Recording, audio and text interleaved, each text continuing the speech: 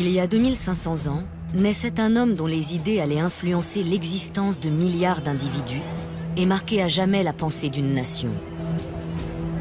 Cette nation, c'est la Chine. Et cet homme se nomme Kongzi, plus connu en Occident sous le nom de Confucius.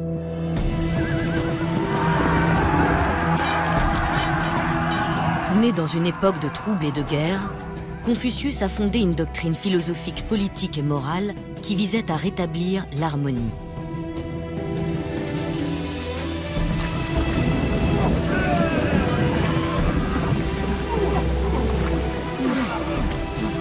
Ces idées rejetées de son vivant ont été finalement adoptées par les empereurs chinois des centaines d'années après sa mort.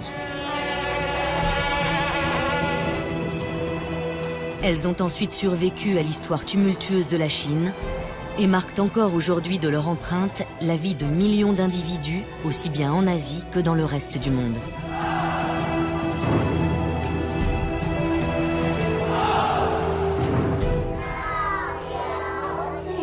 Depuis près de 2000 ans, les enseignements de Confucius constituent la pierre angulaire de l'éducation chinoise.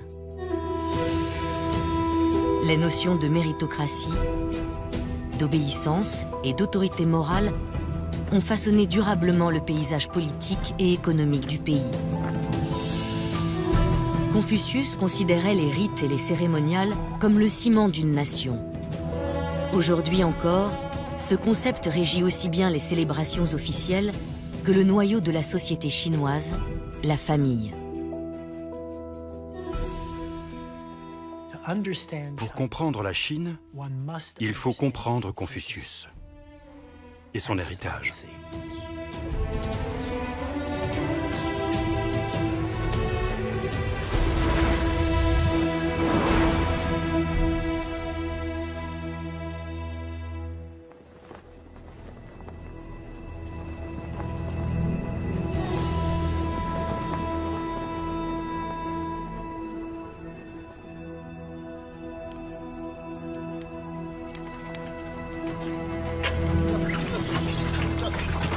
La biographie de Confucius n'a été rédigée que 400 ans après sa mort, sous la dynastie des Han.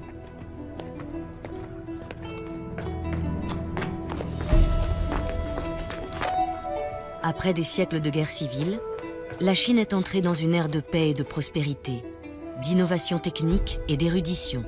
Une grande partie des coutumes et des traditions qui caractérisent la Chine moderne datent de cette période.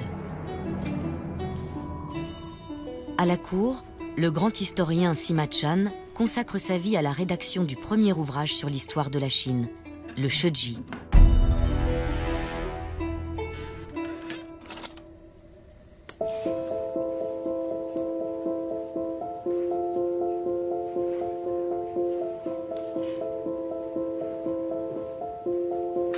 On y trouve les événements marquants et le portrait des dirigeants et des personnages qui ont apporté leur contribution à l'Empire chinois.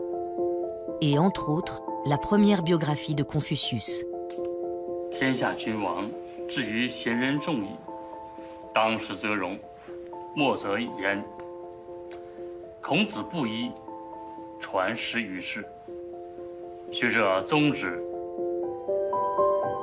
Mélange de faits réels, de traditions orales et d'éléments imaginés par Sima Qian, cette biographie reste l'une des principales sources qui existent sur la vie de Confucius. Elle relate notamment les difficultés qu'il a rencontrées pour faire entendre ses idées. Confucius dit à Yan Hui, « Je ne suis ni un rhinocéros, ni un tigre, et pourtant je suis acculé dans cet endroit isolé. Est-ce que mes idées sont mauvaises ?» La biographie de Confucius par Sima Qian est fondamentale, car c'est la toute première fois qu'on tentait de compiler les récits qui circulaient depuis sa mort 300 ans plus tôt. Sima Qian était très conscient de l'humanité du philosophe.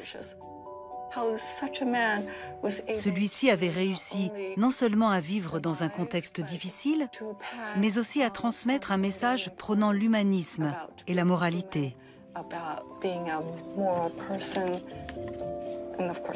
À l'époque, évidemment, il ne se doutait pas que ces idéaux deviendraient aussi essentiels pour les Chinois.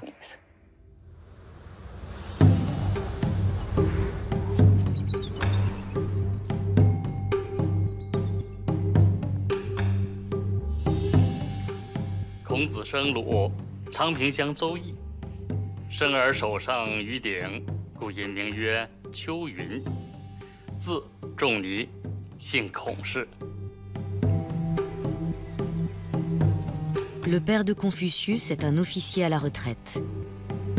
Il est déjà père de 9 filles avec sa première épouse et d'un fils pied-beau avec sa concubine. Voulant à tout prix un héritier mâle bien portant, il demande en mariage une des filles d'une famille voisine, alors âgée de 17 ans. Il avait 60 ans quand il a fait sa demande à la famille Yan. Le père a donc demandé à ses 3 filles laquelle accepterait d'épouser le vieil homme. Les 2 aînés n'ont pas répondu. Après tout, qui aurait eu envie d'épouser un vieillard? Mais la Benjamine a dit que c'était à lui de décider. C'est donc elle, Yang Tsun-tse, qui a été mariée au père de Confucius.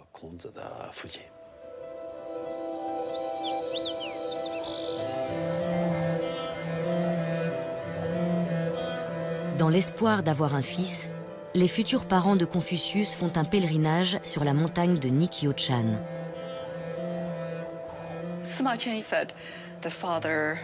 D'après Sima Chan, le père et la mère de Confucius ont eu un rendez-vous galant en pleine nature. Le terme chinois est Yechao.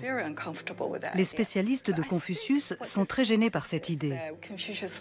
Cela s'explique peut-être parce que son père avait une 60aine d'années et que sa mère était encore une adolescente à l'époque de cette relation.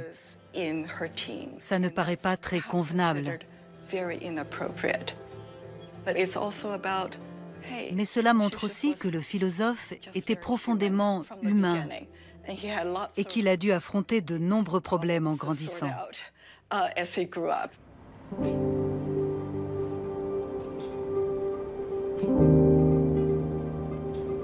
La biographie écrite par Sima Chan a inspiré la vie de Confucius illustrée, un des plus anciens livres d'images chinois.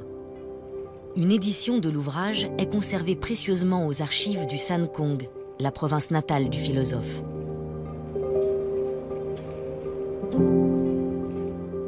Datant du XVe siècle, le livre relate aussi de nombreux mythes qui ont commencé à circuler après la mort de Confucius, en particulier celui qui entoure sa naissance.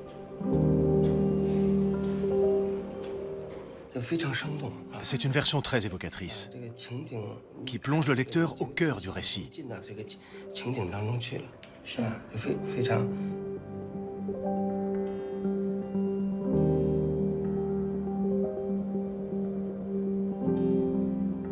Cette scène illustre la visite d'un animal fabuleux, le Qilin, à la mère de Confucius.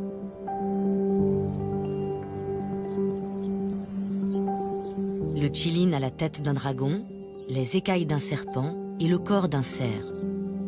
Dans la mythologie chinoise, il annonce un grand événement.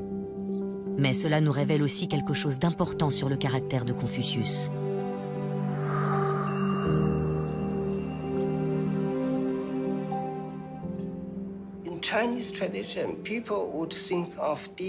Dans la tradition chinoise, un animal doté d'un corps de cerf, couplé à d'autres éléments naturels, est une créature calme et douce.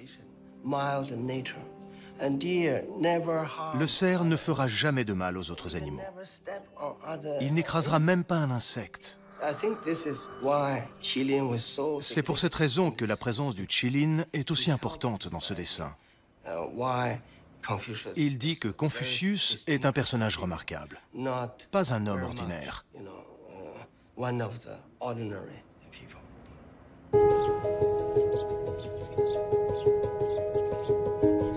Confucius a 3 ans quand son père décède, laissant sa famille dans une grande misère. L'ouvrage retrace ses jeunes années.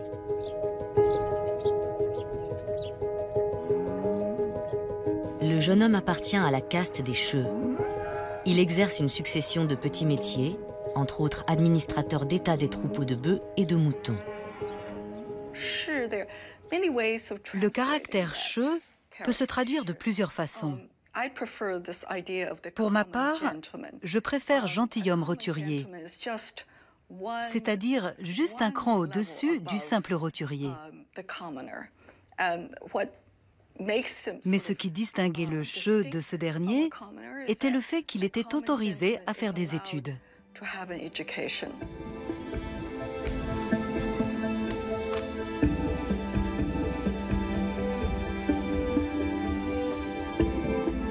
Confucius finit par fonder une école et sa réputation de philosophe s'étend peu à peu. On dit qu'il aurait eu plus de 3000 élèves.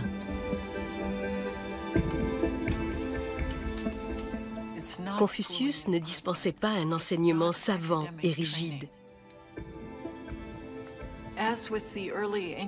À l'instar des philosophes de la Grèce antique, il visait plutôt à donner un cadre de vie aux puissants, aux personnages qui détenaient le pouvoir, qui avaient des loisirs et souhaitaient gouverner avec sagesse.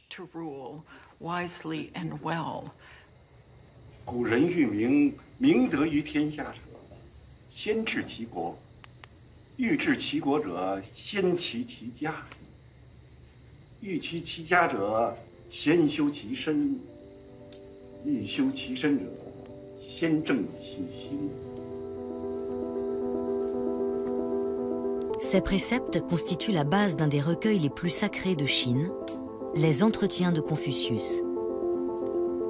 Cette compilation des pensées et des citations les plus importantes du philosophe a accompagné le développement de la civilisation chinoise. Copiés par ses disciples sur de fragiles lattes de bambou, les fragments les plus anciens de ce texte ont été découverts dans des tombes datant de 300 avant Jésus-Christ. Ils montrent que des versions différentes de l'ouvrage ont circulé pendant les siècles qui ont suivi la mort du philosophe.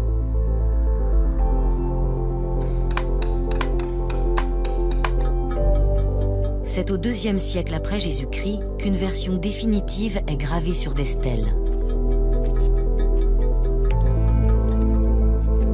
Exposée à l'Académie impériale pour que les lettrés puissent l'étudier, elle constitue l'un des textes fondateurs de l'Empire chinois. C'est ce même texte qui est enseigné dans les écoles chinoises depuis plus de 2000 ans.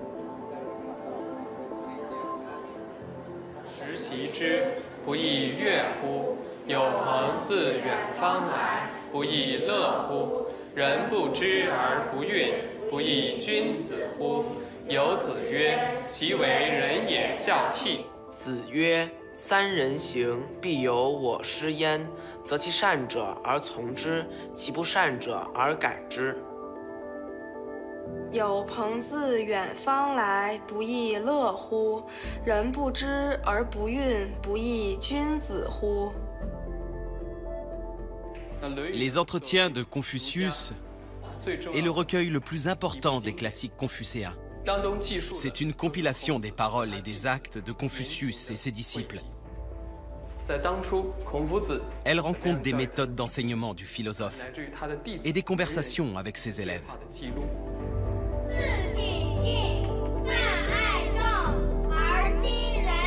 Aujourd'hui, les Entretiens de Confucius sont le fondement de la philosophie confucéenne, le code moral devenu la base de la tradition culturelle chinoise.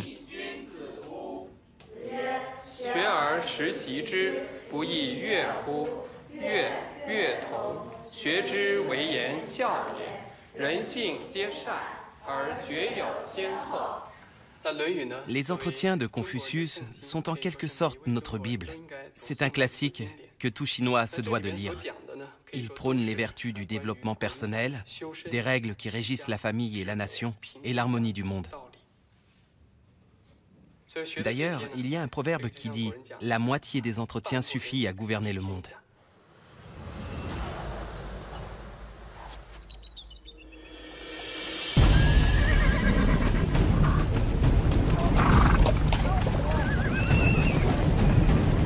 Quand Confucius naît, vers 551 avant notre ère, la Chine est en proie au chaos politique.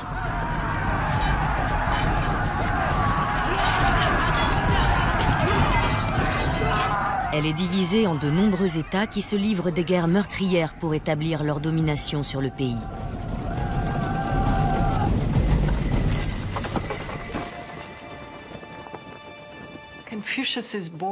Confucius est né pendant une période de conflit perpétuel. Les États se battent les uns contre les autres, assassinent les seigneurs rivaux et détruisent les royaumes ennemis. Il y a alors 14 royaumes en lutte. Un noyau composé de 8 petits États s'étend dans la plaine centrale, encerclés par un groupe d'États voisins plus grands et plus puissants.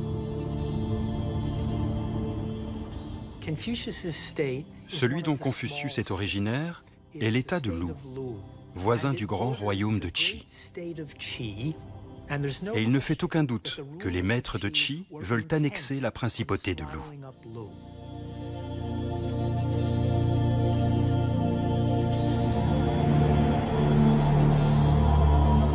Désireux de trouver une solution à toute cette violence, Confucius s'inspire du passé, en particulier de la dynastie des rois Zhou, qui avait régné sur une bonne partie de la Chine 600 ans auparavant. Cette période était considérée par beaucoup, dont Confucius, comme un âge d'or, un temps où les rois vertueux gouvernaient avec bienveillance et compassion.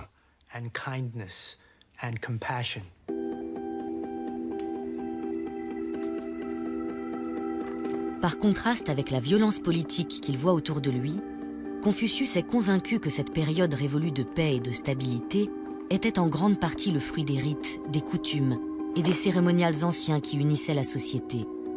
Un principe qu'il baptise Li.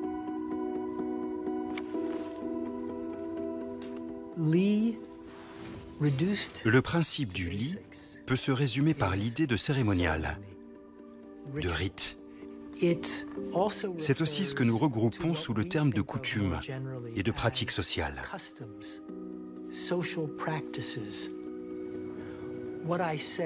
Par exemple, les paroles que je prononce quand je salue un vieil ami, ou que je rends hommage à un professeur, ou un parent.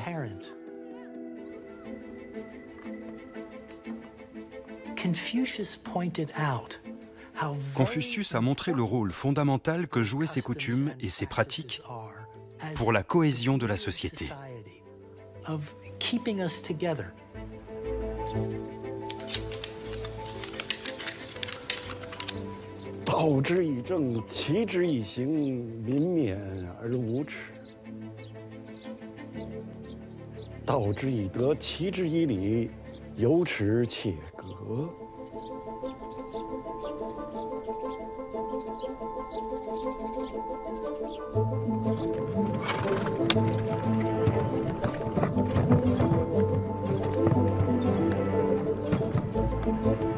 Désireux d'apprendre par lui-même ses coutumes et ses rites, Confucius est autorisé à sortir du royaume. Nous sommes en 518 avant Jésus-Christ, il a 33 ans. On lui donne un chariot et 2 chevaux. C'est ainsi qu'il part pour l'ancienne capitale des Zhou, aujourd'hui Luoyang. Pourquoi Luoyang? C'était la capitale de la dynastie Zhou. C'était là-bas qu'étaient conservés tous les documents sur les règles et les cérémonials anciens. Confucius a eu alors beaucoup de chance. À Luoyang, il rencontre Lao Tzu, qui occupait alors un poste équivalent à celui du conservateur des archives et de la Bibliothèque nationale. Grâce à cette rencontre, il a pu accéder à une compréhension approfondie des documents classiques de la dynastie Zhou.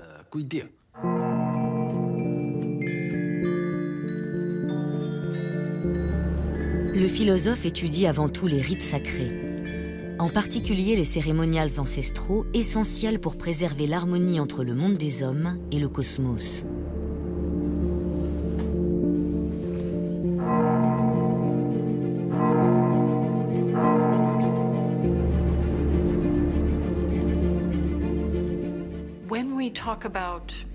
Une grande partie de ces rituels consistait en sacrifice d'animaux, en offrande de sang et de vin aux ancêtres et aux dieux.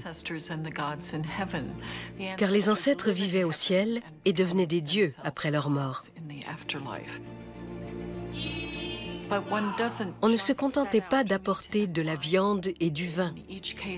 Dans chaque cas, on devait les présenter avec toute la déférence voulue.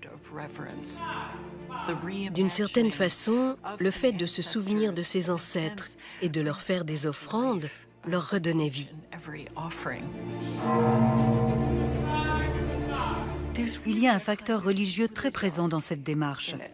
On est toujours enraciné dans le monde, mais en même temps, on s'élève vers le ciel.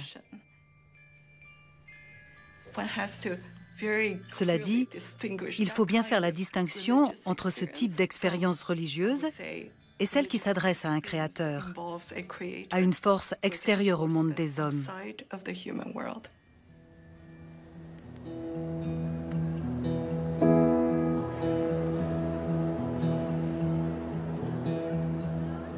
Les objets utilisés lors de ces sacrifices par les rois Zhou sont désormais exposés au Musée national de Chine à Pékin. Récipients géants, cloches en bronze et gobelets en métal aux formes recherchées, tous témoignent de la sophistication des civilisations de l'âge de bronze en Chine. Mais pour Confucius, ils sont aussi porteurs d'un message très clair. Les techniques mises en œuvre pour fabriquer des armes pourraient servir à créer de nouveaux ustensiles servant l'harmonie et la paix.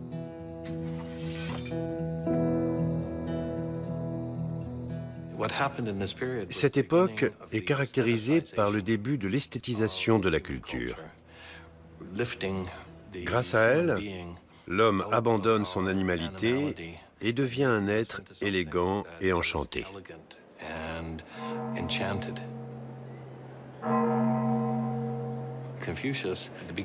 Au début d'une période extrêmement troublée, Confucius essaie de réhabiliter le principe du li qui s'était affaibli depuis que la Chine était en proie à la guerre.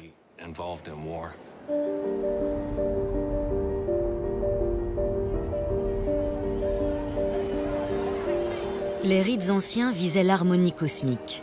Mais Confucius était convaincu que l'harmonie sociale pourrait être rétablie grâce à ces centaines de petits rituels qui, aujourd'hui encore, régissent la vie en Chine. Cela va de la poignée de main et des formules de salutation aux relations entre les jeunes et les anciens, entre les enseignants et les élèves et entre les époux. Le but du li est d'éveiller un sentiment d'appartenance et de sollicitude chez ceux qui participent à tel ou tel rituel. C'est pour ça qu'il y a les repas en famille, par exemple, où les plus âgés mangent les premiers. Il y a aussi des rituels qui réunissent la famille et l'enseignant, où l'élève doit boire comme ça, sans regarder son professeur. Ce sont des cérémoniales hiérarchisées, mais leur objectif est de susciter chez chaque participant un sentiment de sollicitude pour les autres. Le génie de Confucius est d'avoir voulu transmettre quelque chose qui existait déjà dans les pratiques quotidiennes au sein de la famille ou d'une communauté. Ces rituels n'avaient rien d'arbitraire. Leur valeur avait déjà été démontrée par d'autres bien avant.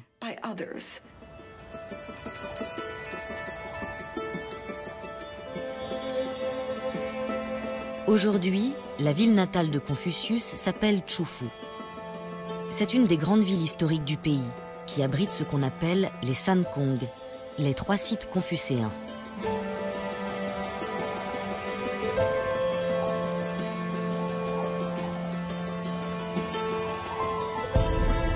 Le premier est le Kong Miao, le temple de Confucius. C'est le plus vaste complexe culturel de Chine après la cité interdite à Pékin.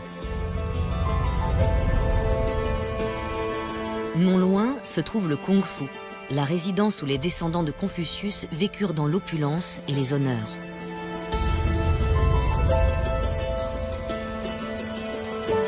Enfin, à la lisière de la ville s'étend le Konglin, la forêt où Confucius lui-même et les membres de sa famille sont enterrés depuis des générations.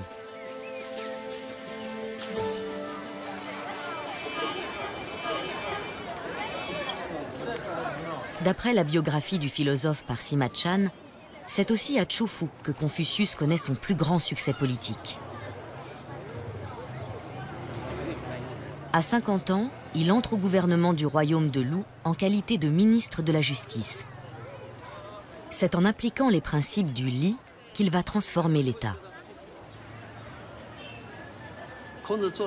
Il a mis en place une série de règles qui régissaient les usages et cérémonials publics. Il a donné du travail aux gens en fonction de leur force physique et de leur âge. Sur les marchés, les éleveurs de bétail trompaient leurs clients en donnant beaucoup à boire à leurs bêtes le matin. De cette façon, elles étaient plus lourdes et les propriétaires les vendaient plus cher. Tout ça a cessé avec l'arrivée de Confucius. Sima Chan a insisté sur le fait que Confucius n'a pas réformé à coup de loi. Au contraire, il a préféré éduquer les individus grâce aux pratiques et aux rituels sociaux. Grâce à cela, les gens ont réalisé qu'ils n'agissaient pas bien et ont alors modifié leur comportement. Depuis plusieurs dizaines d'années, le principe du Li énoncé dans les entretiens de Confucius connaît un véritable retour en grâce dans toute la Chine.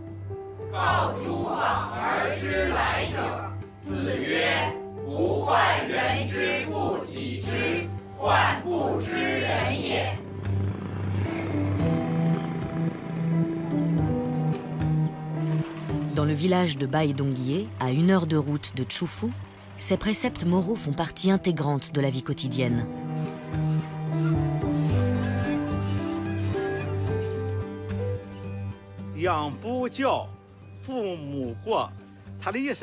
Les parents sont fautifs s'ils élèvent leur enfant sans l'éduquer. Sincère en parole et déterminé en acte. Depuis 2 ans, le chef du village a décidé d'éveiller ses concitoyens aux principes confucéens. Chaque matin, il leur diffuse par haut-parleur des passages du Dizigui, une version simplifiée des entretiens. Tous les matins à 7h30, je fais écouter le Dizigui à tout le village. Ça permet d'élever la conscience morale des masses et de rétablir l'harmonie.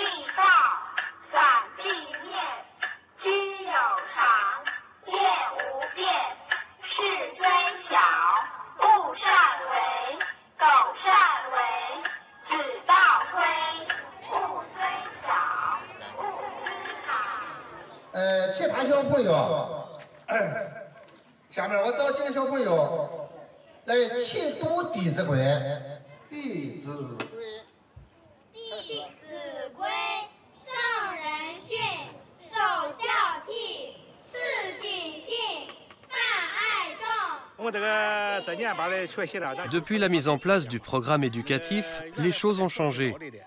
Ceux qui n'étaient pas attentionnés avec les anciens le sont devenus. Les disputes entre belles-sœurs sont moins fréquentes et les relations de voisinage se sont améliorées. Dans le village, une femme frappait sa belle-mère. Depuis qu'elle suit les cours du Dizigui, elle n'est plus la même. Elle a compris que c'était honteux de frapper une personne âgée.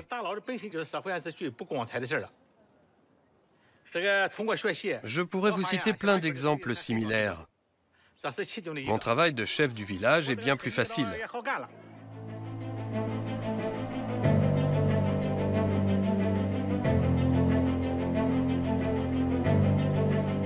Du vivant de Confucius, grâce à la réintroduction des rituels et des coutumes anciennes, le royaume de Lu connaît un regain de prospérité. Mais le philosophe est victime d'une campagne de dénigrement de la part de ses adversaires politiques. La vie de Confucius illustrée raconte en effet comment l'État de Qi s'est senti menacé par le royaume de Lu, alors conseillé par le philosophe. Ces dirigeants ont ainsi conçu un plan qui allait bouleverser l'existence de Confucius. C'est intitulé « Superbes chevaux et belles femmes ». Le nombre de chevaux et de musiciennes n'est pas le même que celui qui avait été consigné officiellement.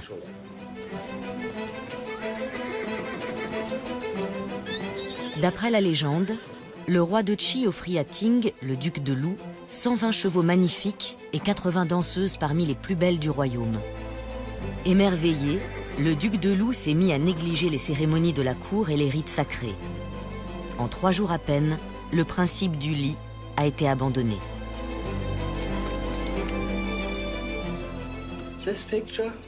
L'épisode illustré par ce dessin marque un tournant dans la vie de Confucius.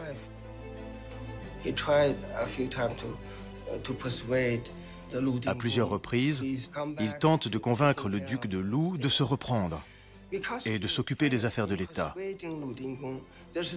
Mais voyant qu'il n'y parviendrait pas, il comprend qu'il ne peut plus rester et qu'il doit partir s'il veut poursuivre son enseignement.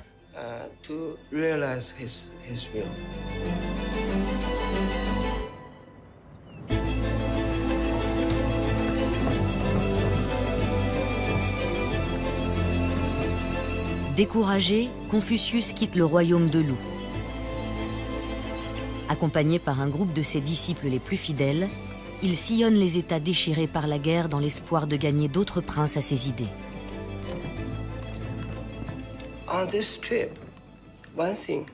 Au cours de ce périple, il essaie de mettre sa philosophie en pratique et de convaincre tous les rois rencontrés d'embrasser sa conception de l'exercice du pouvoir dans une bonne société.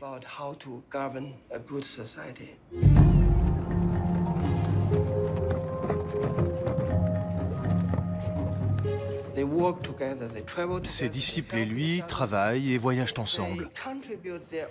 Ils s'entraident et échangent leurs idées de façon à enrichir leurs pensées.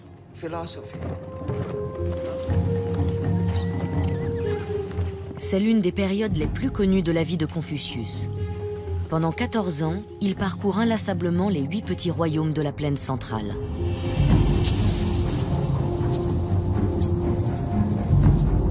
Dans certains, il passe des années, dans d'autres, quelques semaines seulement.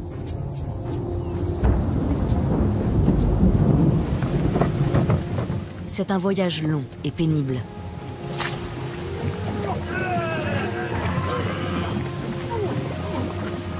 Se retrouvant parfois entre 2 camps ennemis, privés de la protection des puissants, ils sont kidnappés, s'égarent et échappent à la mort à plusieurs reprises.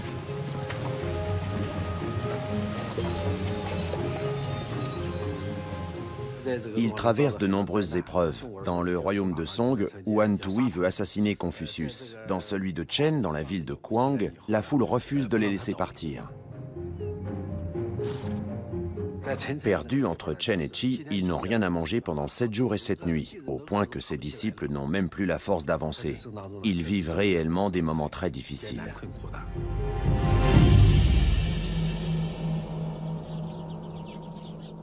Ces épreuves obligent Confucius à affiner sa philosophie. C'est pendant cette période qu'il développe une de ses idées majeures, le concept du Junzi, l'homme de bien.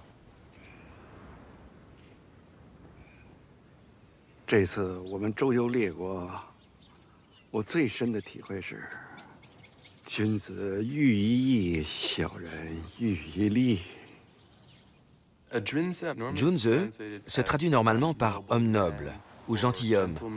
Mais la meilleure traduction serait personne exemplaire. Tout le monde devrait aspirer à devenir un Junzi selon la tradition confucéenne. Chacun devrait se montrer soucieux des autres, y compris hors du cercle familial. Chacun devrait tendre à la justice et à la moralité sans faire passer son intérêt avant celui des autres. Mais c'est une lutte permanente.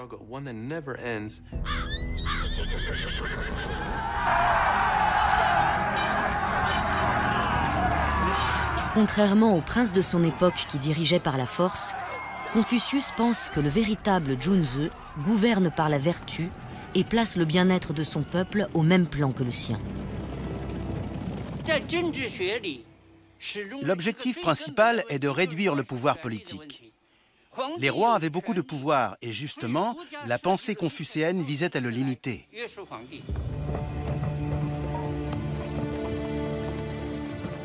C'est le point central de la philosophie de Confucius. Le roi doit aimer son peuple comme il aime son fils. Mais Confucius donne aussi à ce mot une signification complètement nouvelle. Avant lui, Junzi désigne une personne de sang noble. Avec lui, il exprime désormais la noblesse morale.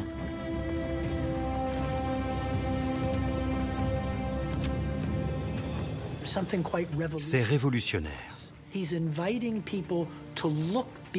Il demande aux gens de ne pas s'arrêter aux attributs du pouvoir et à la beauté physique, et de voir ce qu'on appelle la beauté intérieure, la vertu, le sens moral.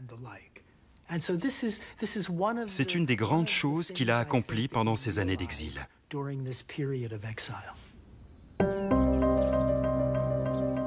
Les disciples du philosophe sont les meilleurs exemples de la réinterprétation confucéenne du mot Junzi. Issus de toutes les classes sociales, ils ne sont pas d'extraction noble, mais possèdent la véritable noblesse de caractère.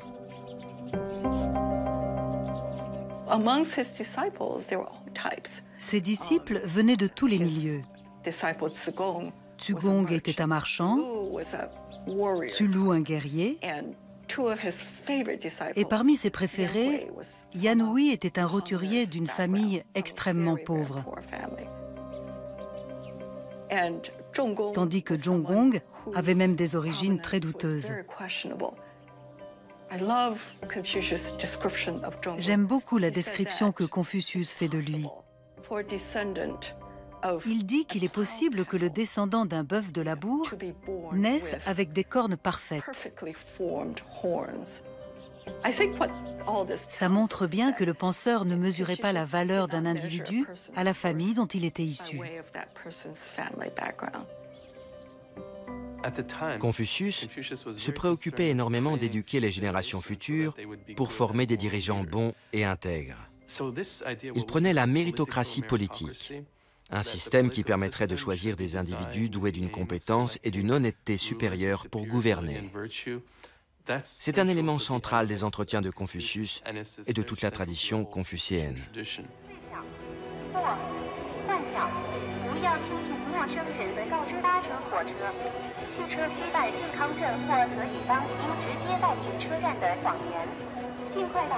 Ces idéaux ne s'appliquent pas seulement aux puissants. Les concepts Li et Junzi trouvent en effet leur origine dans le noyau de la société chinoise, la famille.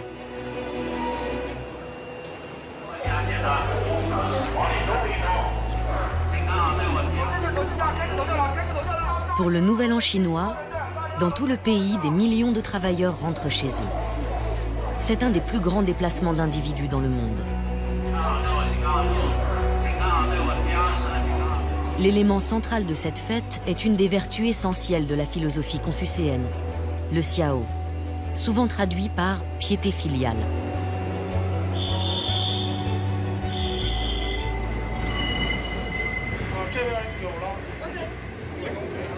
Composé du caractère vieux au-dessus du caractère jeune, l'idéogramme correspondant à xiao illustre l'idée que les jeunes doivent faire preuve de respect pour les personnes âgées et les ancêtres. Au fil du temps, cette notion a pris une telle importance dans la pensée de Confucius qu'elle a été développée dans le Xiao Jing, le livre de la piété filiale. Notre corps, nos cheveux, notre peau, nous les avons reçus de nos parents. La piété filiale commande de ne pas les blesser. Un enfant respectera ses parents. Il leur procurera tout ce qui peut leur faire plaisir, il sera attristé par leur maladie, il les conduira au tombeau avec regret et leur présentera des offrandes. Ces 5 choses renferment tous les devoirs de la piété filiale. Aujourd'hui, l'essor économique chinois fait que de nombreuses familles sont séparées par des milliers de kilomètres. Pour de nombreux travailleurs établis loin de chez eux, les fêtes du Nouvel An sont la seule occasion de l'année de rendre visite à leurs parents. Je vais à Heyang, ma ville natale dans la province du Hunan.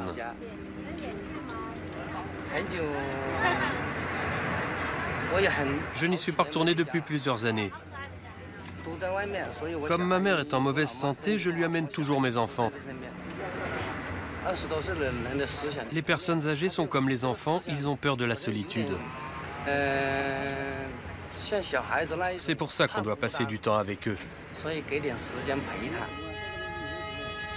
Vous avez plus de chance que moi, ça fait 13 ans que je ne suis pas rentré. 13 ans. Ce serait trop dur. Je ne pourrais pas. 13 ans, c'est trop long. Ça a passé vite. J'ai débuté ma carrière il y a 13 ans. Ça me ferait souffrir si je ne pouvais pas rentrer voir mon père une fois par an. Il me manque énormément. Et c'est moi qui lui manque le plus.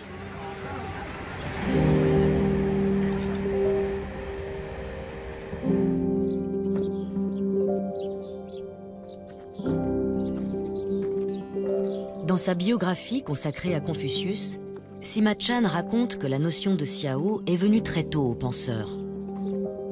Au lieu de jouer comme les autres enfants, le jeune Confucius pratiquait les rites ancestraux pour honorer son père, mort quand lui-même n'avait que 3 ans. En grandissant, le philosophe s'était rendu compte que les valeurs familiales, illustrées par l'amour filial pour les parents et les grands-parents, pouvaient s'appliquer à l'ensemble de la société.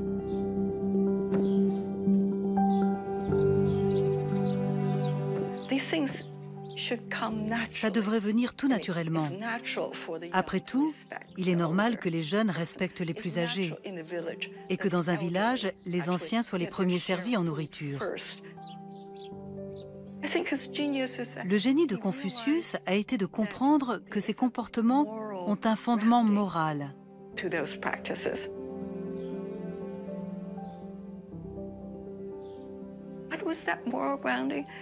Quel est ce fondement moral?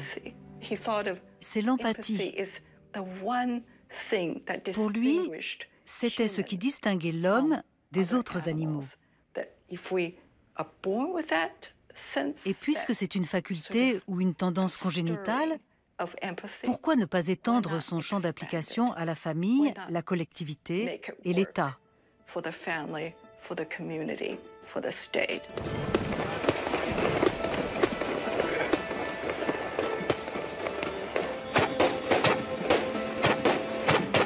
Pour tous les Chinois, le moment fort des fêtes du Nouvel An est la réunion de toute la famille dans la maison familiale.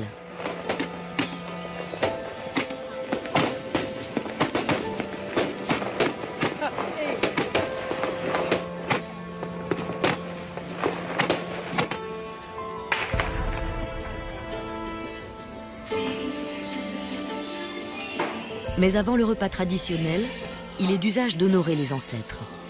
Car ici, on ne rend pas un culte à un dieu, mais à un passé commun.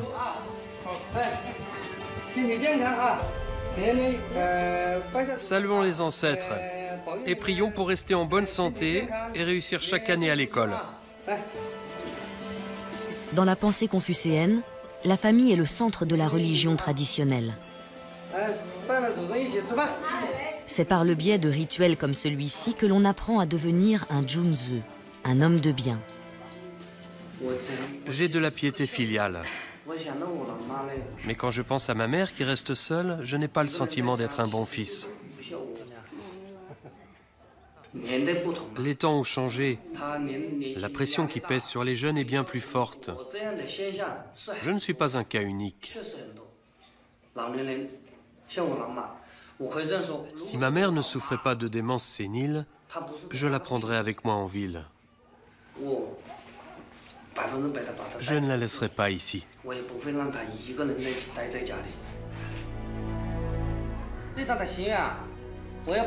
Mon plus grand souhait serait de reconstruire cette vieille bâtisse.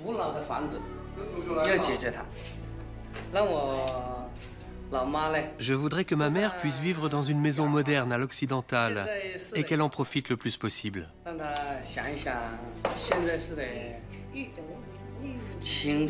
C'est le souhait de tous les enfants dans le monde entier.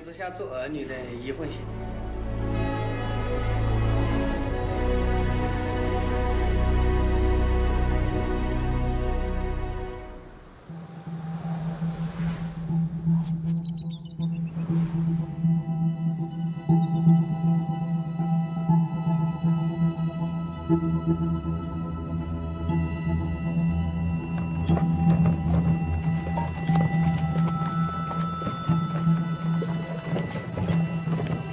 404 avant Jésus-Christ, après 14 longues années sur la route, Confucius abandonne la politique et rentre enfin chez lui.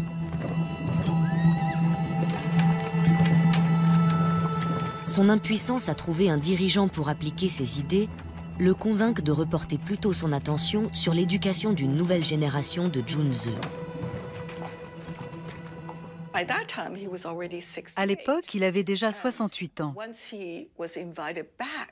Et après avoir été invité à rentrer chez lui, on raconte qu'il a vu se presser à sa porte une foule de jeunes hommes désireux de suivre son enseignement. Mais que voulait-il qu'il leur apprenne exactement?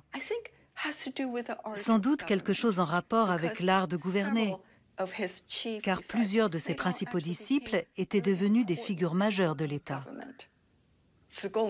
Zhugong, par exemple, est devenu diplomate.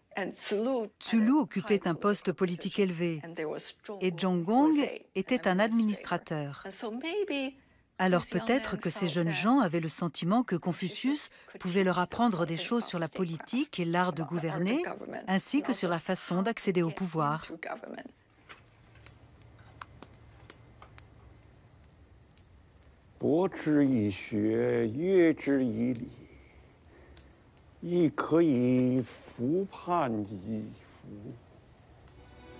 Pour former cette jeune génération, Confucius met au point un programme basé sur les enseignements traditionnels et centré sur l'étude des 6 arts libéraux, les 6 disciplines que doit maîtriser un Junzi pour se forger le caractère.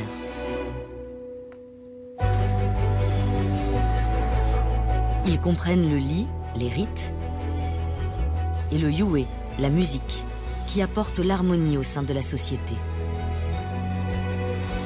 Le maître les accole à ses compétences essentielles que sont le shu, la calligraphie, le shui, les mathématiques, le yu, la conduite de char, et le she, le tir à l'arc.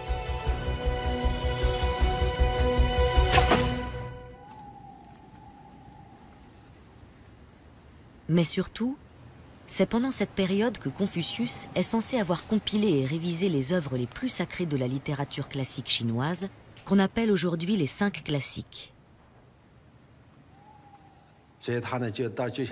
Il se sentait tenu de transmettre son idéologie aux générations futures. Comment? En compilant la littérature classique et en y intégrant ses propres idées. Il a donc passé la fin de sa vie à compiler les classiques et à dispenser son enseignement. Il comptait également sur ses élèves pour diffuser ses préceptes.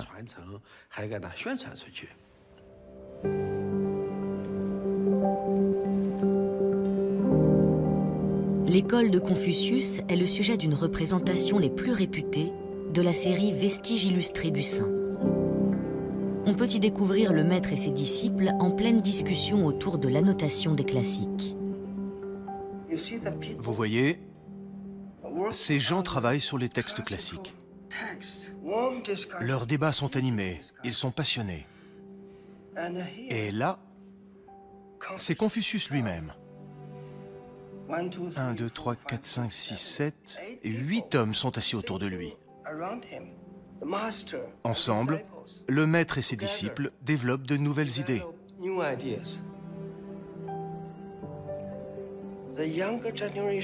La jeune génération est totalement impliquée dans le débat et dans la perpétuation de la tradition. Ce tableau reflète très exactement la façon dont le confucianisme s'est développé au fil des siècles.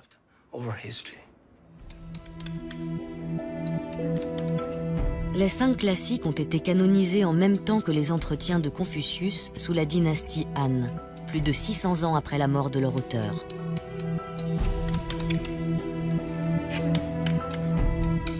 Intégrés au programme de l'Académie impériale par l'empereur, ces livres sacrés sont devenus la base du célèbre système des examens mandarinaux. Un ensemble d'épreuves rigoureuses conçues pour sélectionner les candidats les plus aptes à entrer dans la fonction publique.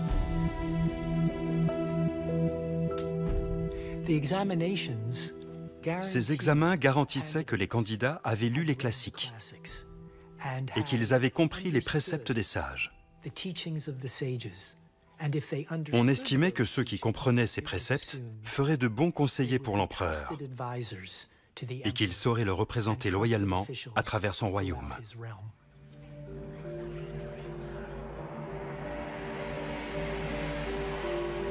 Enrichi au cours des siècles suivants avec d'autres ouvrages et commentaires rédigés par des disciples plus tardifs, la vaste bibliothèque de pierre de l'Académie impériale de Pékin compte 189 stèles. Soit 630 000 caractères dont la gravure a nécessité plus de 4 ans de travail.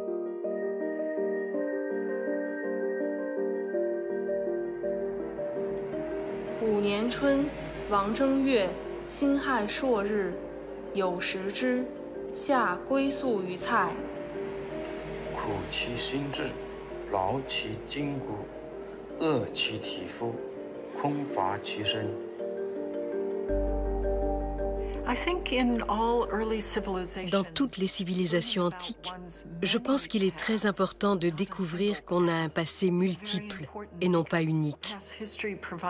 Car l'histoire nous montre ce qui fonctionne, comment stimuler les gens, que faire en temps de crise, comment résoudre les dilemmes. Tout ceci est contenu dans les 5 classiques et dans les différents commentaires qui en ont été faits.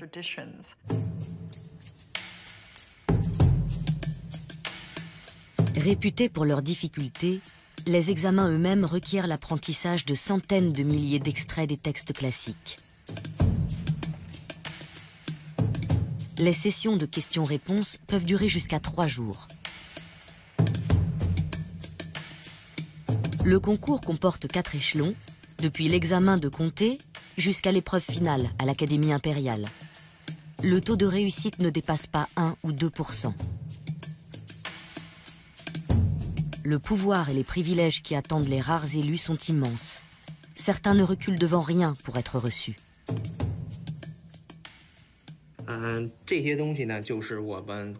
Voici les antisèches dont se servaient les candidats lors des examens mandarinaux et qu'on appelle jadai.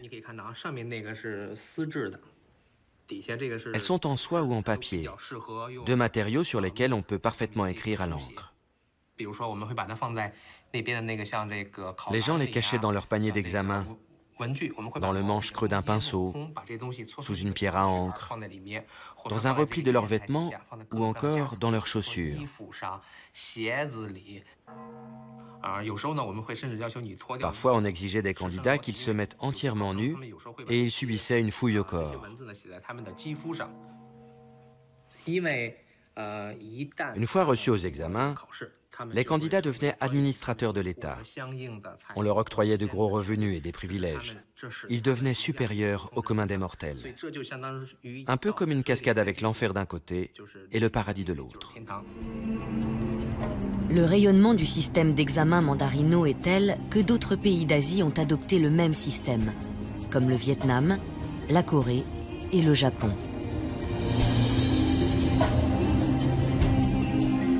De nos jours, son héritier le plus direct est certainement le Gaokao, le concours national d'entrée à l'université qui permet à de jeunes Chinois issus de tous les horizons de décrocher une place non pas dans la fonction publique, mais dans les meilleures universités du pays. Beaucoup d'étudiants témoignent leur reconnaissance à Confucius en accomplissant le voyage jusqu'à l'Académie impériale de Pékin, où ils demandent la bénédiction du philosophe, premier et plus grand sage chinois. 孔圣人，愿你能保佑我考到我心仪的学府。愿我的一切努力都能得到回报。孔夫子，希望可以做一个像你一样的人，把学习作为一生的乐趣，不只是为了考试。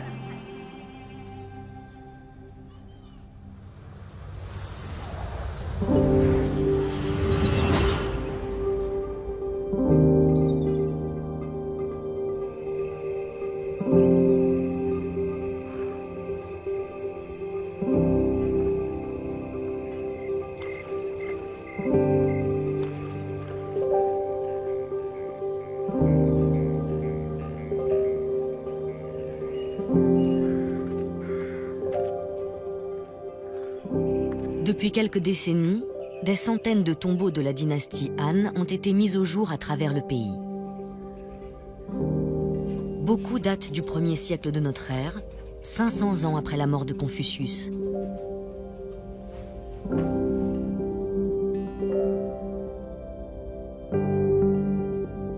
À l'intérieur des tombes, on découvre des images saisissantes du monde tel qu'on le concevait à l'époque des Han.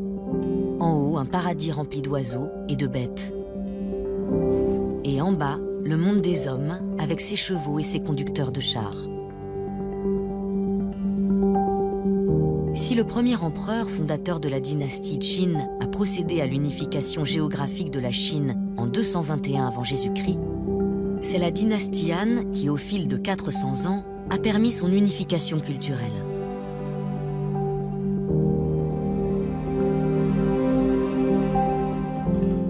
Ces sépultures reflètent l'avènement des héros culturels sur lesquels s'est appuyée l'identité nationale émergente du pays. On y a ainsi trouvé le premier portrait connu de Confucius.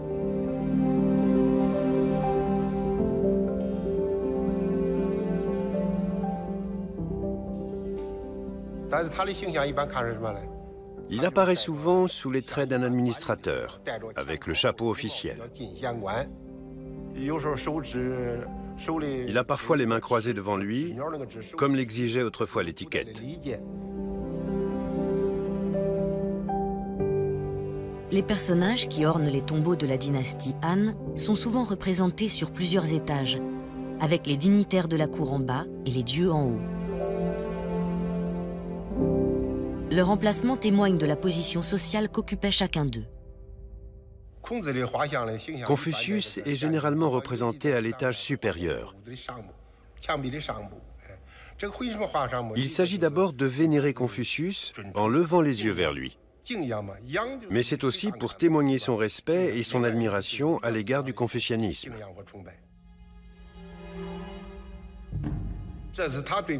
C'est une façon de lui rendre hommage à la fois dans cette vie et dans l'au-delà.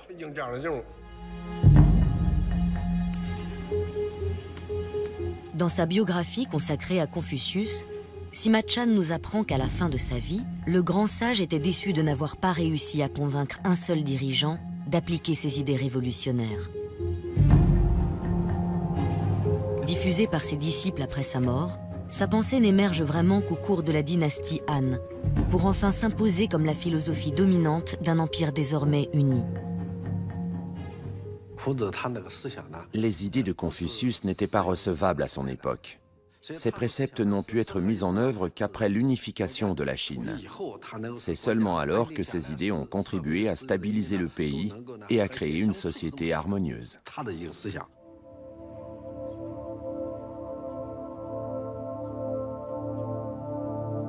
Dans les siècles qui suivent, la pensée de Confucius s'impose dans toute la Chine impériale, à tel point que chaque nouvelle préfecture lui érige un temple, l'élevant ainsi au statut de demi-dieu.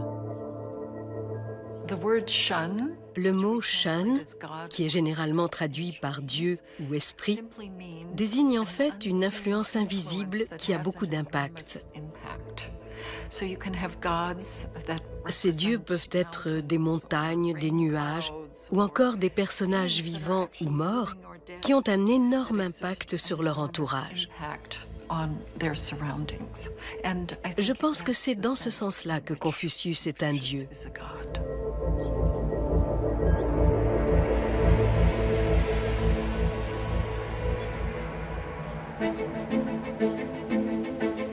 Aujourd'hui, le plus célèbre des temples confucéens est celui de Pékin, le Kongmiao.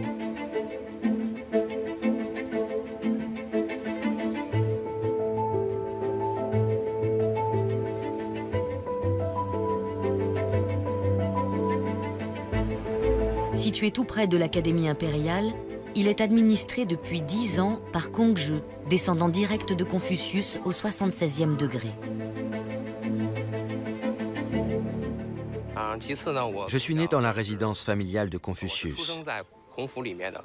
Et le temple de Chufu m'a servi de terrain de jeu pendant toute mon enfance. Ce temple m'est donc très familier. Je m'y sens un peu comme dans ma ville natale.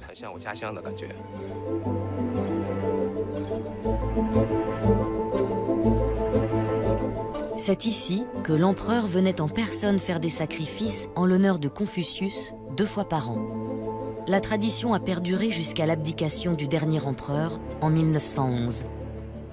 L'empereur se levait très très tôt, juste après minuit. Il prenait un bain et enfilait des vêtements propres. Puis il venait en chaise impériale pour faire un sacrifice. En Chine, la tradition exige de sacrifier un bœuf, un porc et un mouton. Ce sont les 3 sacrifices. L'empereur faisait brûler de l'encens près de la tablette de Confucius et versait du vin dans le chuo, la coupe à libation qu'il plaçait ensuite devant la tablette. Tout ça en lisant des textes commémoratifs sur le culte que nous vouons à Confucius.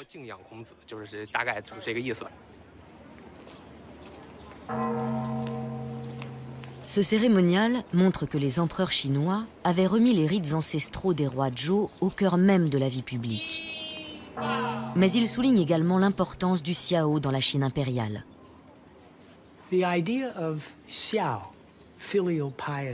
La notion de xiao, c'est-à-dire de piété filiale, était importante à l'époque impériale. Parce qu'avec la diffusion de l'idéologie confucéenne, l'État était devenu une sorte de famille au sens large. Et de la même façon qu'il pouvait unir une famille, le xiao pouvait aussi unir un empire. Il garantissait que les sujets de l'empire vénéreraient leur souverain et qu'en échange, le souverain représenterait chacun de ses sujets et prendrait soin d'eux.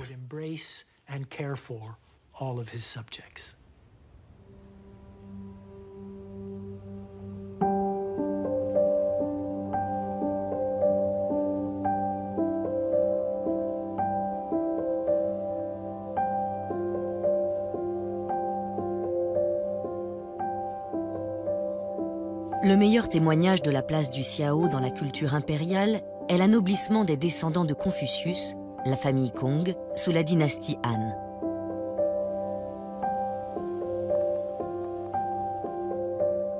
« 500 ans après sa mort, l'arbre généalogique de Confucius est minutieusement reconstitué et le sage lui-même est nommé premier ancêtre d'une longue lignée de Kong.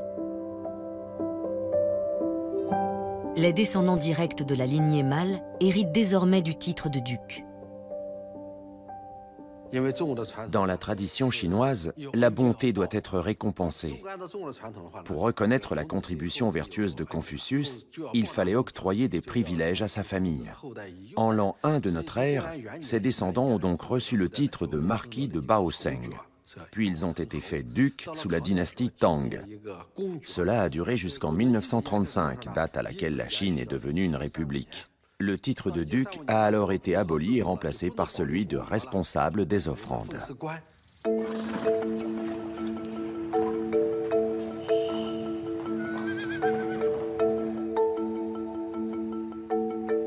Après 2000 ans d'enregistrement généalogique, l'arbre de la lignée Kong est si vaste qu'il possède désormais sa propre organisation. Le comité de compilation de la généalogie de Confucius est situé à Chufu. C'est ici que se trouvent les archives familiales, conservées avec soin par un descendant de la 77e génération, Kong de Ming. Cette pièce contient toutes les données sur les descendants de Confucius, y compris les livrets de généalogie des différentes familles et l'arbre d'origine.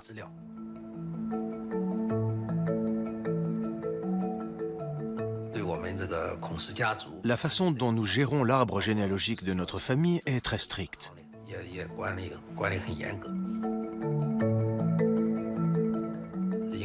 Les familles des descendants ont elles aussi bénéficié de certains avantages, des réductions d'impôts ou l'exemption du service militaire.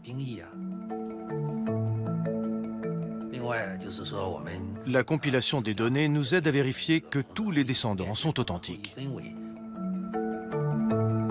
En 2009, Kong de Ming a présenté une nouvelle édition de l'ensemble de l'arbre généalogique, dont la dernière mise à jour remontait à plus d'un demi-siècle. La compilation de cet ouvrage de 80 volumes a pris 12 ans. Il contient désormais plus de 2 millions de noms, y compris pour la première fois des femmes.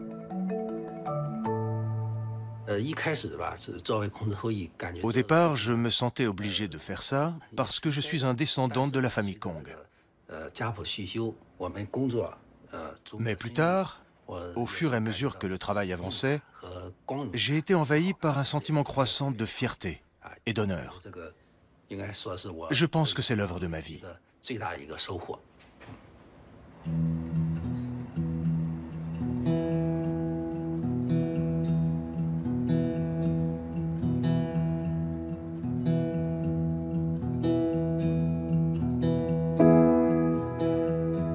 Les Kong sont souvent appelés la première famille sous le ciel en chinois. Et leur arbre généalogique est désormais le plus vieux et le plus long du monde. Il compte plus de 2 millions de descendants dispersés à travers le globe.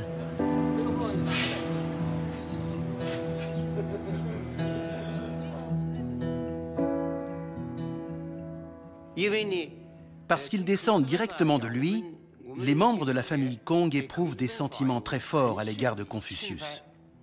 Nous sommes fiers de notre nom. Il nous donne une assurance et un pouvoir incomparables.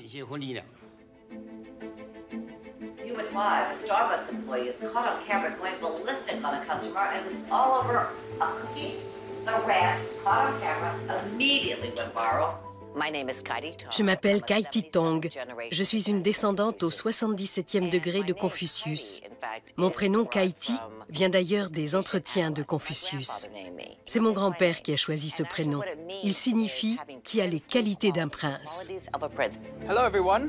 Thank you for having me here today to speak to you. My name is James Kong, or in Chinese, Kong Chui Xu. Je suis un descendant au 79e degré de Confucius. En Chine, mon grand-père est le chef de la famille et l'héritier le plus direct. 4, 3, 2. Mais être un Kong comporte aussi des obligations. En retour du prestige lié à leur nom, les membres de la famille sont tenus d'exalter les valeurs de la morale confucéenne, et cela où qu'ils vivent. Quand j'étais petite, ma mère n'arrêtait pas de nous répéter « Vous faites partie de la famille de Confucius, vous descendez directement de lui, alors tenez-vous bien. À l'école, vous devez être meilleur, plus fort et plus intelligent. N'oubliez pas que l'honneur de votre famille, la famille de Confucius et de tout le peuple chinois repose sur vos petites épaules. » J'avais 5 ans.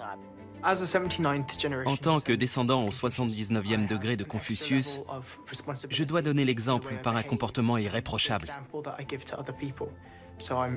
Je m'efforce tous les jours d'agir le mieux possible et j'espère inciter les autres à faire de même.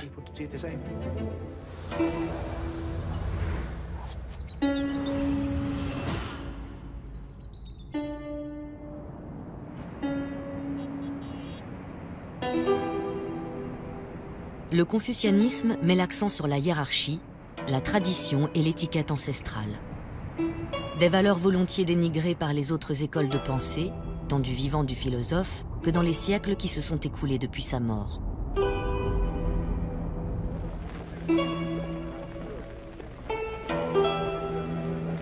Au XXe siècle, beaucoup considèrent la pauvreté et le manque de développement de la Chine comme un héritage de l'époque impériale. En tant que doctrine dominante, le confucianisme devient la principale cible des critiques. Et à la fin des années 60, il est associé à ce qu'on appelle alors les 4 vieilleries. La vieille culture, les vieilles idées, les vieilles coutumes et les vieilles habitudes. Ça, ce sont les gardes rouges. Après avoir abattu la porte de la résidence de Confucius, les rebelles se sont installés devant l'entrée pour faire de la propagande. Confucius est profondément associé au passé féodal et impérial de la Chine. Et à l'apogée de la révolution culturelle, son héritage est démantelé, en particulier à Chufu, sa ville natale. Les Sankong, les 3 sites confucéens, doivent être placés sous la protection de l'État. Comme ils nous avaient chargés de protéger les reliques culturelles, Le Conseil des affaires de l'État a apposé une plaque devant la résidence de Confucius sur laquelle on pouvait lire « Site clé abritant des reliques culturelles protégées par l'État ». On a enterré certaines des reliques les plus précieuses des dynasties Shang et Zhou. Et on en a caché d'autres dans le plafond. Les reliques culturelles sont irremplaçables. Ce sont nos trésors. Comme l'a dit Zhou Enlai, notre ancien Premier ministre, si on les détruit, on ne connaîtra jamais leur valeur historique. C'est exactement ce que je pensais à l'époque. Et c'est bien pour ça que je n'ai jamais rejoint les Gardes Rouges.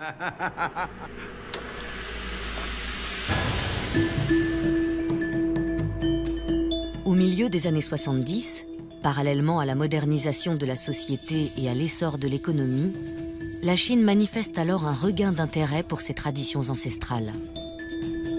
Confucius est devenu un symbole de l'incroyable richesse et de la pérennité de la civilisation chinoise. Son enseignement est remis au goût du jour sur les chaînes de télévision nationales.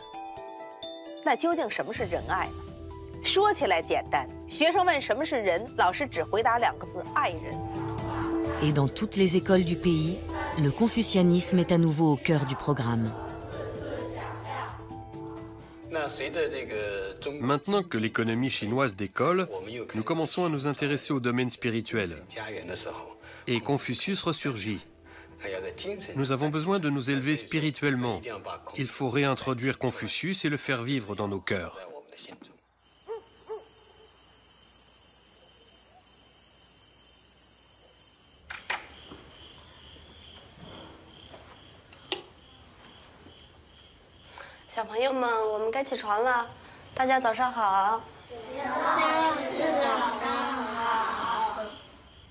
À l'école confucéenne Xihai, un internat situé en banlieue de Pékin, des enfants de 3 à 14 ans suivent un programme basé entièrement sur l'enseignement traditionnel de Confucius. Leur journée commence à 5h30 du matin. La devise de notre établissement est sincérité, respect, humilité et harmonie.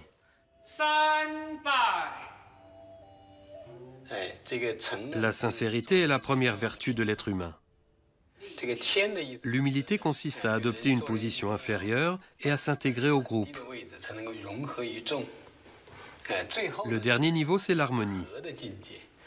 Pas seulement l'harmonie du corps et de l'esprit, mais aussi celle des relations interpersonnelles.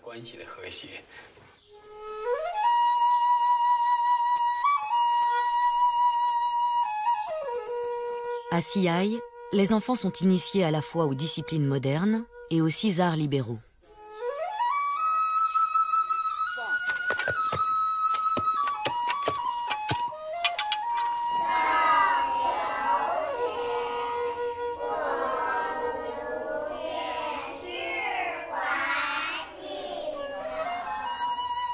Plus important encore, ils apprennent très tôt à réciter les classiques confucéens par cœur. La lecture des classiques dès le plus jeune âge est un des fondements de l'éducation traditionnelle chinoise.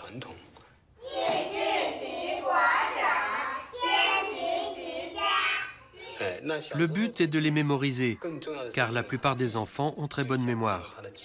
Ils n'ont pas nécessairement besoin de comprendre. En grandissant, ils commenceront à mieux comprendre ce qu'ils récitent et les phrases deviendront plus claires. C'est un peu comme les vaches qui mangent le matin, puis passent le reste de la journée à digérer et à ruminer de façon à accumuler de l'énergie pour le lendemain. C'est sûrement très différent des méthodes d'enseignement occidentales.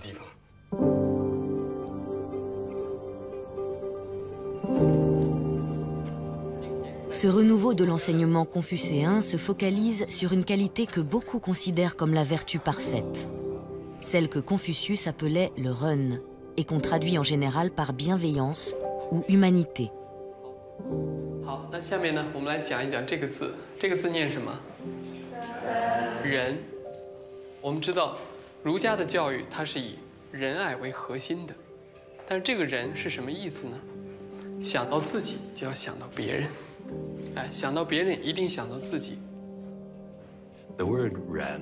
En réalité, le mot run désigne une personne. Mais il utilise le caractère personne en y ajoutant le nombre 2. Ce que ça nous dit, c'est que notre façon de nous réaliser en tant qu'être humain dépend de notre rôle et de nos relations au sein de la famille et de la communauté. Il faudrait traduire ça par la meilleure conduite possible. Être le meilleur père, la meilleure grand-mère, le meilleur professeur.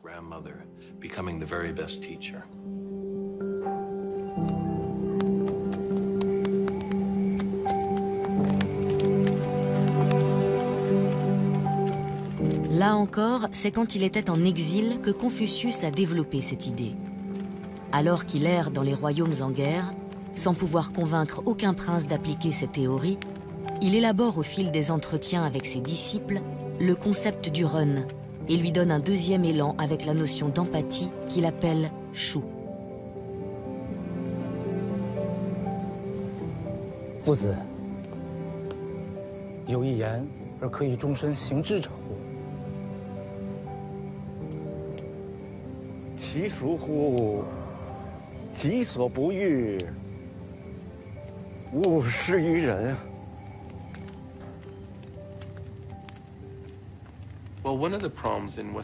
Les sociétés occidentales souffrent d'un individualisme excessif.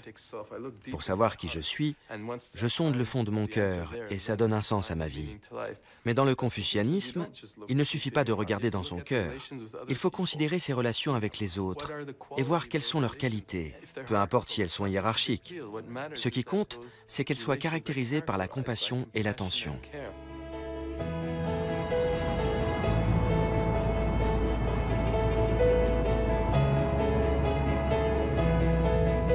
Confucius a formulé les vertus du run et du shu en réaction à l'individualisme de son époque. Mais beaucoup établissent un parallèle évident avec le matérialisme de notre société contemporaine. C'est pour cela que de nombreuses entreprises chinoises essayent désormais d'intégrer les préceptes confucéens dans le monde moderne du travail.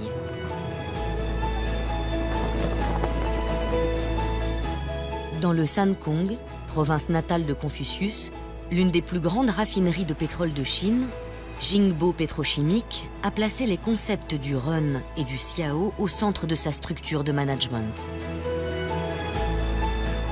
La direction est convaincue que ces valeurs non seulement renforcent la moralité des employés, mais aussi améliorent la compétitivité du groupe. Nous octroyons une pension aux parents de nos employés. On appelle ça le salaire filial. Ça encourage le personnel à mieux travailler et à rapporter davantage de bénéfices à l'entreprise. C'est un cercle vertueux. Au bout du compte, notre entreprise est plus forte et nos employés plus heureux.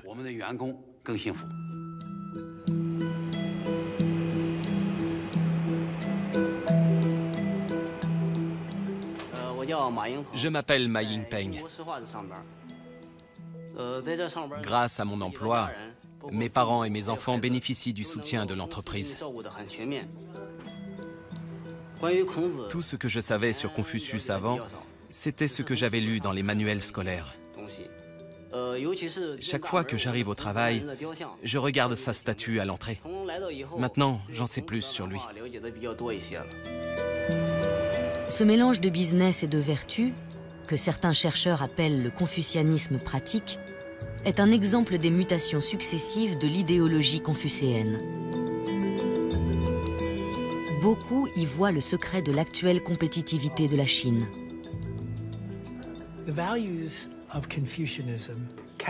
On peut considérer que les valeurs du confucianisme procurent un avantage certain à la Chine dans ses relations avec les autres pays et dans son développement économique.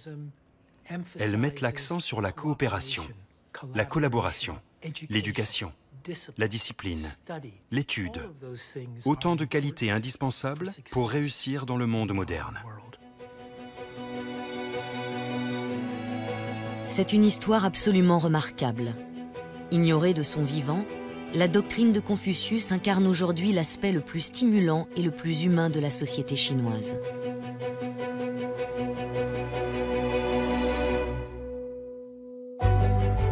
Depuis l'époque troublée à laquelle elle a été formulée, en passant par l'héritage laissé lors de l'ère impériale et enfin jusqu'au statut de superpuissance acquis par la Chine au XXIe siècle, non seulement cette doctrine a survécu, mais elle a aussi été réinterprétée par chaque nouvelle génération.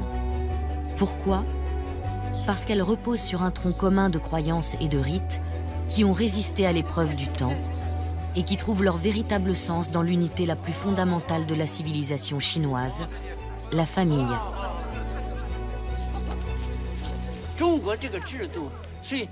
Tout au long du XXe siècle, la Chine a essayé de nombreux systèmes sociaux. Mais au bout du compte, les Chinois ont gardé la famille dans leur cœur. C'est leur principale valeur et leur ultime refuge. Leur vie n'a de sens que quand ils sont au sein de leur famille.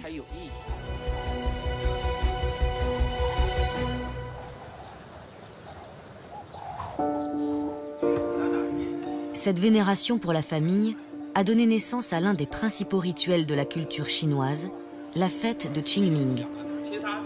Cette journée nationale de nettoyage des tombes réunit les vertus confucéennes du Li, du Xiao et du Ren.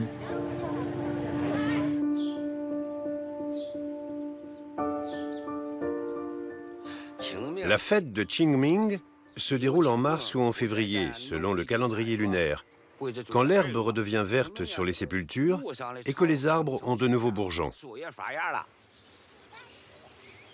Ce jour-là, jeunes et moins jeunes vont se recueillir sur la tombe de leurs parents et de leurs ancêtres. Les descendants du maître font alors le voyage jusqu'au cimetière de Confucius, à Chufu, où sont enterrés les membres de leur famille. Il y a plus de 30 membres de notre famille qui sont enterrés ici.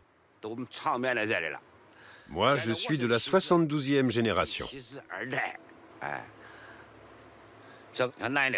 Les voleurs, les brigands et les voyous ne peuvent pas être inhumés ici. Pas plus que les femmes qui n'ont pas fait preuve de piété filiale envers leurs beaux-parents. Vous savez ce que c'est qu'une prostituée, n'est-ce pas? Ces femmes-là non plus ne peuvent pas être enterrées ici. C'est la règle. Le cimetière de notre famille est immense. Peut-être que moi aussi, d'ici quelques années, je reposerai ici pour l'éternité, comme mon grand-père et mon arrière-grand-père.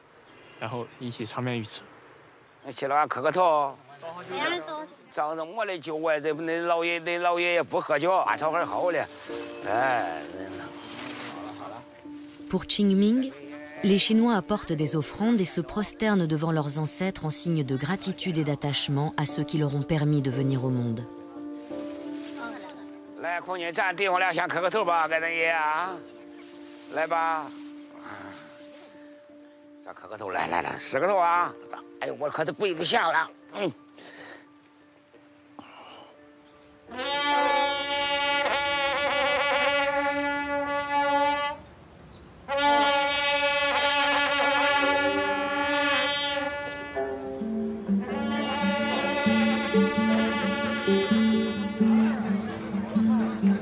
Qingming offre à une partie de la famille Kong l'occasion de se réunir à Chufu.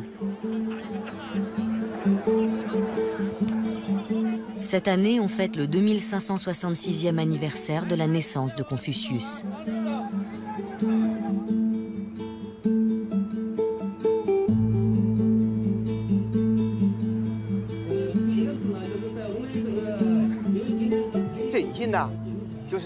Ce que je trouve extraordinaire, c'est que même après 2566 ans, Confucius continue à jouir d'un statut exceptionnel, non seulement auprès des Chinois, mais aussi ailleurs, dans le monde.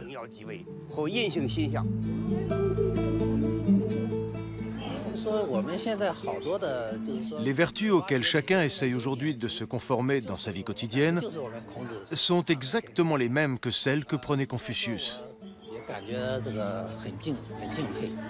Je me sens très honoré et reconnaissant d'être impliqué dans les activités de mon clan.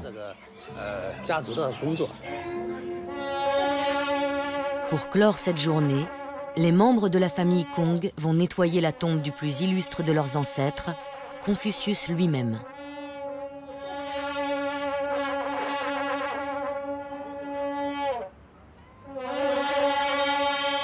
Organisé au même endroit depuis plus de 2000 ans, c'est devenu un événement national. Il est vrai que l'influence de Confucius est énorme, à la fois en Chine et dans le reste du monde.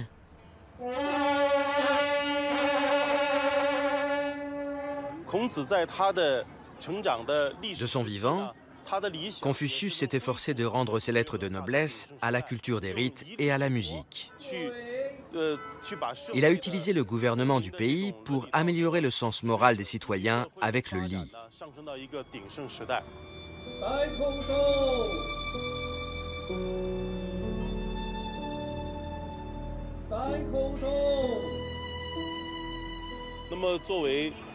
En tant que descendants de Confucius, nous devons nous montrer à la hauteur de cette responsabilité pour la transmettre à notre tour à nos enfants.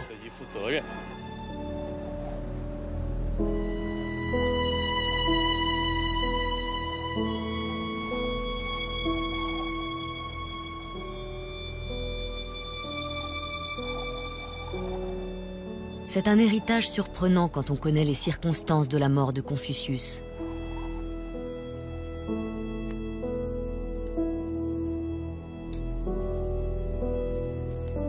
Dans le dernier chapitre de sa biographie, Sima Chan écrit « À l'âge de 72 ans, Confucius, découragé de n'avoir pas réussi à changer le monde, reçoit à nouveau la visite d'un Qilin venu lui annoncer sa propre mort. »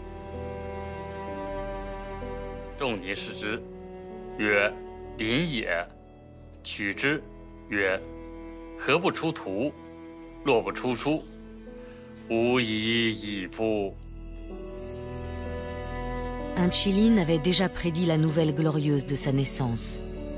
Mais celui-ci annonce sa fin. Quelques jours plus tard, alors qu'il reçoit la visite de son fidèle disciple Tsugong, il prononce ces derniers mots et cite l'un des canons confucéens, le classique des vers.